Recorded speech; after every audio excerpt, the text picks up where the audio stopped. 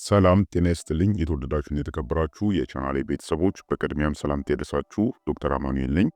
እንኳን በደህና ወደ ቻናሌ መጣችሁ። በዛሬው የጤና ትምህርታችን ስለ ትልቁ አንጀት ካንሰር እንማማራለን። በተለይም ደግሞ የትልቁ አንጀት ካንሰር በሰገራ ላይ ምን ለውጦችን ያስከትላል ወይም ደግሞ በሰገራ ላይ የሚታዩ የትልቁ አንጀት ካንሰር ምልክቶች ምንድናቸው የሚለውን በሰፊው የምናይ ይሆናል። ይህ የጤና ትምህርት ጠቃሚና እንዲሁም አስተማሪ ስለሆነ ቪዲዮን ከመጀመራችሁ በፊት ሼር እንዲሁም ደግሞ ላይክ በማድረግ እንድትጀምሩት በትህትና እየጠየኳችሁ ወደ ፕሮግራም ማልፍ ይሆናል። መልካም ቆይታ።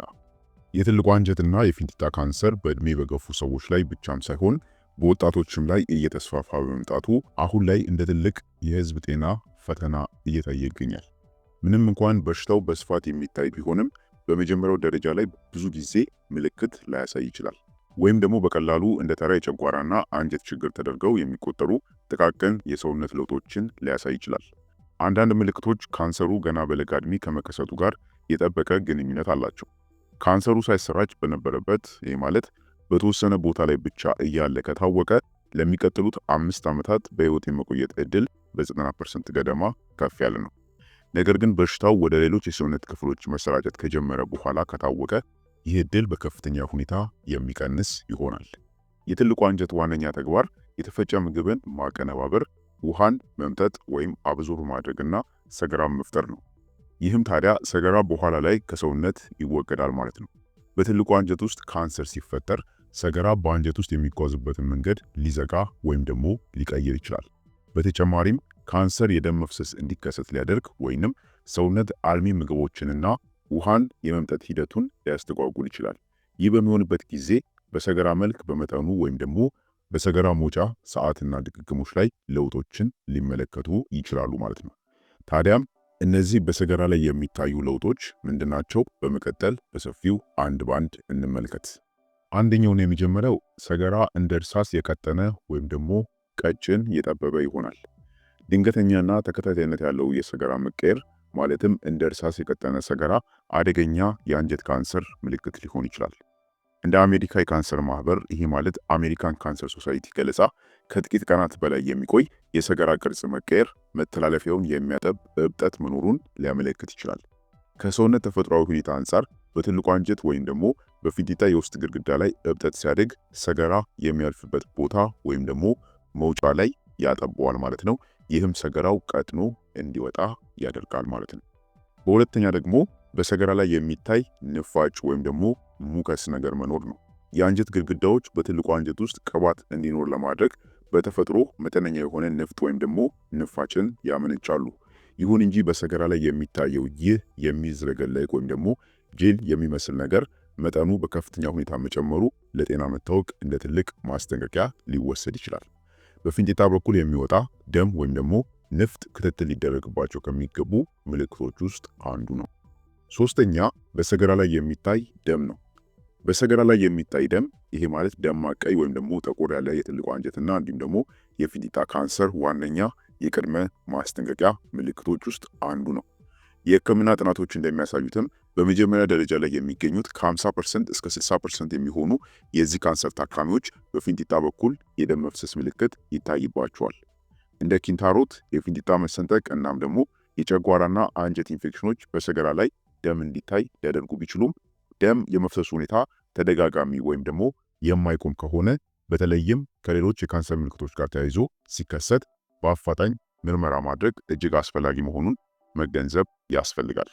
እንደ ኪንታሮት፣ የፊንጢጣ መሰንጠቅ እናም የጨጓራና የአንጀት ኢንፌክሽኖች በሰገራ ላይ ደም እንዲታይ ሊያደርጉ ቢችሉም ደም የመፍሰሱ ሁኔታ ተደጋጋሚ ወይም ደግሞ የማይቆም ከሆነ በተለይም ከሌሎች የካንሰር ምልክቶች ጋር ተያይዞ ሲከሰት በአፋጣኝ ምርመራ ማድረግ እጅግ አስፈላጊ መሆኑን መገንዘብ ያስፈልጋል።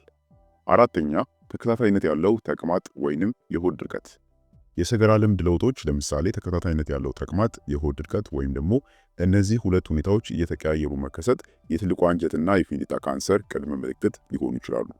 እድሜያቸው ከ50 ዓመት በላይ የሆኑና የማያቋርጥ የሰገራ ልምድ ለውጥ የሚታይባቸው ሰዎች ለትልቁ አንጀት እብጠት የመጋለጥ ዕድላቸው ከፍተኛ በመሆኑ ይህ ምልክት ለቅድመ ምርመራ ትልቅ ፍንጭ ይሰጣል። ምንም እንኳን የአመጋገብ ለውጥ፣ ኢንፌክሽኖችና የአንጀት መቆጣት ችግር የተለመዱ ምክንያቶች ቢሆኑም ምልክቶቹ ለረጅም ጊዜ የሚቆዩ ከሆነ እንደ ኮሎኖስኮፒ ያሉ የምርመራ አይነቶችን በወቅቱ ማድረግ ያስፈልጋል። ታዲያ እነዚህ 4 ለውጦች በሰገራ ላይ የሚታዩ ለውጦች ማለት ነው የአንጀት ካንሰር ወይም ደግሞ የፊንጢጣ ካንሰር መኖሩን የሚያመለክቱ ምልክቶች ናቸው ማለት ነው። ታዲያም በትልቁ አንጀት ካንሰር የተለያዩ ደረጃዎች ላይ የሰገራ ለውጥ ምን ይመስላል የሚለውን ደግሞ እኒህ። ለምሳሌ ደረጃ 1 ላይ የትልቁ አንጀት ካንሰር ማለት ነው ምን የሰገራ ለውጥ ይታያል የሚለውን ስናይ በመጀመሪያዎቹ ካንሰር ደረጃዎች እብጠቱ በጣም ትንሽ ከመሆኑ በላይ ከአንጀት ውጪ ገና አልተሰራጨም። በዚህ ምክንያት አብዛኛው ሰው በሰገራ ላይ ምንም አይነት ለውጥ ላያስተውል ይችላል ማለት ነው። ይሁን እንጂ በአይን ለማየት የሚያስቸግር መጠነኛ ደም በሰገራ ላይ ሊኖር ይችላል። ደረጃ 2 የትልቁ አንጀት ካንሰር ላይ ደግሞ ሰገራ ምን ይመስላል ስንል በሁለተኛው ደረጃ ላይ ካንሰሩ ወደ አንጀት ውጫዊ ክፍሎችና ምናልባትም በአቅራቢያ ወደሚገኙ ህዋሳት ወይም ደግሞ አካላት ተሰራጭቷል። ታዲያ በዚህ ወቅት በአይን የሚታይ ደም በሰገራ ላይ ይኖራል። የሰገራ ቅርጽ እየቀጠነ መምጣት፣ በተደጋጋሚ ወደ መጸዳጃ ቤት መሄድ ወይም ደግሞ ሰገራ ተወግዶ እንዳልጨረሰ የሚሰማ ስሜት ይኖራል ማለት ነው። ደረጃ 3 ላይ ደግሞ በሶስተኛው ደረጃ ካንሰሩ መጠኑ እየጨመረ ከመሄዱም በላይ በአቅራቢያ ወደሚገኙ የሊምፍ እጢዎች ተሰራጭቷል። በዚህ ወቅት ታዲያ እንደ እርሳስ የቀጠነ ሰገራ በተደጋጋሚ ይከሰታል። የማይለቅ ተቅማጥ ወይም ደግሞ የሆድ ድርቀት ይኖራል። በሰገራ ላይም ደምና ንፋጭ ወይም ደግሞ ንፍጥ ይኖራል። እነዚህ ይስተዋላሉ ማለት ነው ደረጃ 3 ላይ። ደረጃ 4 ላይ ምን ለውጥ ይኖራል ስንል ደግሞ በአራተኛው ደረጃ ላይ ካንሰሩ ወደ ሌሎች የሰውነት ክፍሎች ተሰራጭቷል። ይሄ ማለት ሜታስታይዝድ አድርጓል ማለት ነው። በዚህ ደረጃ አንጀቱ ሊዘጋ ወይም ደግሞ ስራውን በአግባቡ ላያከናውን ይችላል። ታዲያ በዚህ ወቅት ሰገራ በጣም ቀጭን ሊሆን ወይም እንደ ፍየል ሰገራ ሊቆራረጥ ይችላል። ወይም ደግሞ ሰገራ ሙሉ በሙሉ ሊቆምም ይችላል። በሰገራ ላይ ደም ማየት በጣም የተለመደ ሲሆንም የሰገራው ቀለምም በጣም የጠቆረ ሊሆንም ይችላል። እንዲሁም ደግሞ ከፍተኛ የሆድ ህመምና እብጠትም ይኖራል ማለት ነው። ስለዚህ የሰገራ ለውጣችሁ ወይም ደግሞ በሰገራ ላይ የሚታዩ ለውጦችም በራሳቸው የካንሰሩ ደረጃ ምን ላይ እንደደረሰ ያመለክታሉ ማለት ነው። በዚህ መንገድ የካንሰሩ ደረጃ ራሱ ምን ስቴጅ ላይ እንዳለ መለየት ትችላላችሁ ማለት ነው። ነገር ግን ማወቅ ያለባችሁ ከትልቁ አንጀት ካንሰር ጋር ተመሳሳይ ምልክት ሊያሳዩ የሚችሉ ሌሎች ሁኔታዎችም ወይም ደግሞ የጤና ችግሮችም አሉ። ለምሳሌ አንዱ ኪንታሮት ነው። ኪንታሮት በፊንጢጣና በታችኛው የፊንጢጣ ክፍል አካባቢ የሚገኙ የደም ስሮች ማበጥ ማለት ነው። ኪንታሮቱም ታዲያ ተመሳሳይ የሆነ ከአንጀት ካንሰር ጋር ተመሳሳይ ምልክትን ያሳያል። ሌላው የፊንጢጣ መሰንጠቅ ሲኖር በፊንጢጣ ዙሪያ በሚገኝ ስስ እናም ደግሞ እርጥብ በሆነ የሰውነት ክፍል ላይ የሚከሰት መጠነኛ የሆነ መሰንጠቅም ልክ እንደ አንጀት ካንሰር ምልክቶቹ ተመሳሳይ ሊሆኑ ይችላሉ። ሌላው ደግሞ የአንጀት መቆጣት በሽታዎች፣ ይሄ ማለት ኢንፍላማቶሪ ቦል ዲዚዝ የምንላቸው በሽታዎች ማለት ነው። ለምሳሌ እዚህ ላይ በዋነኛነት የሚጠቀሱ በሽታዎች እንደ ክሮንስ እና እንዲሁም ደግሞ አልሰሬቲቭ ኮላይተስ የሚባሉ በሽታዎች ናቸው። ከዚህ በፊት ስለነዚህ በሽታዎች በደንብ አስተምሪያችኋለሁ። ታዲያም እነዚህ በሽታዎችም ከአንጀት ካንሰር ጋር ተመሳሳይ ምልክቶችን ያሳያሉ። ሌላው ኢንፌክሽን ሲኖር በተለያዩ ባክቴሪያዎች ወይም ደግሞ ጥገኛ ተውሳኮች የሚከሰት ህመም ሲኖር ማለት ነው። እንደ ተጨማሪ ደግሞ የተወሰኑ ምግቦች ወይም ደግሞ መድኃኒቶችም ልክ ከካንሰሩ ጋር ተመሳሳይ ምልክቶችን በማሳየት ሊያሳስቱ ይችላሉ።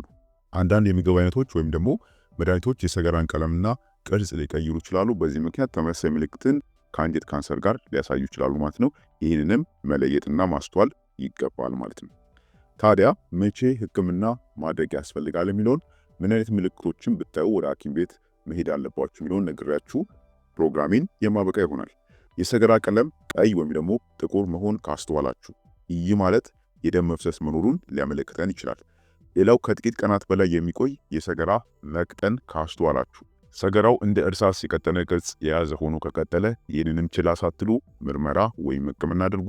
ሌላው ከጥቂት ቀናት በላይ የሚቆይ ተቅማጥ ወይም ደግሞ የሆድ ድርቀት ካስተዋላችሁ፣ ምክንያቱ የማይታወቅ የሆድ ህመም ከተከሰተባችሁ፣ ሰገራ ተወግዶ እንዳልጨረሰ የሚሰማ ስሜት የሚሰማችሁ ከሆነ፣ ያለምንም ግልጽ ምክንያት የጤና መታወክ ወይም ደግሞ ደህንነት የመሰማት ስሜትን የምታጡ ከሆነ እነዚህን ምልክቶች ካስተዋላችሁ ሐኪምን ማማከርና ተገቢውንም ምርመራ ማድረግ ይጠበቅባችኋል።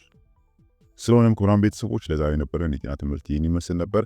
በጣም አጠር አድርጌ ነገር ግን ዋነኛና አስፈላጊ የሆነ ለጤናችሁ በጣም ጠቃሚ የሆነ ምክርን ሰጥቻችኋለሁ። በተለይ የአንጀት ካንሰር በሰገራ ላይ ምን ለውጦችን ያስከትላል፣ ሰገራ ላይ የሚታዩ ምልክቶች በራሳቸው የአንጀት ካንሰር እንደያዘንና እንዳልያዘን ሊነግሩን ይችላሉ ማለት ነው። ስለዚህ እነዚህን በሰገራ ላይ የሚታዩ ለውጦችን በደንብ በማስተዋል ምልክቶቹ የሚከሰቱ ከሆነ በተለይ ደግሞ ቀጣይነት ያላቸው ከሆነና ከሌሎችም የአንጀት ካንሰር ምልክቶች ጋር አብረው የሚከሰቱ ከሆነ የአንጀት ካንሰር ምልክቶች ደግሞ ምንድናቸው ካላችሁ ስለሱም ከዚህ በፊት ቪዲዮ ሰርቼላችኋለሁ። ያን ቪዲዮ መመልከት ይኖርባችኋል። ታዲያም ከነዛ የአንጀት ካንሰር ምልክቶች ጋር እነዚህ በሰገራ ላይ የሚታዩ ለውጦች አብረው የሚከሰቱ ከሆነና ቀጣይነትም የሚኖራቸው ከሆነ ችላ ሳትሉ በጊዜውኑ ምርመራውን እንዲሁም ሕክምናውን ማድረግ ይጠበቅባችኋል። ታዲያም ይህ የጤና ትምህርት ጠቃሚና አስተማሪ ስለሆነ ቪዲዮም ሌሎች ጋር መድረስ ስላለበት በቅንነት ሼር አድርጉልኝ። በቀጣይ በሌላ አስተማሪ ጤና ትምህርት ማገኛችሁ ይሆናል። እስከዛው ቸር ሰንብቱ።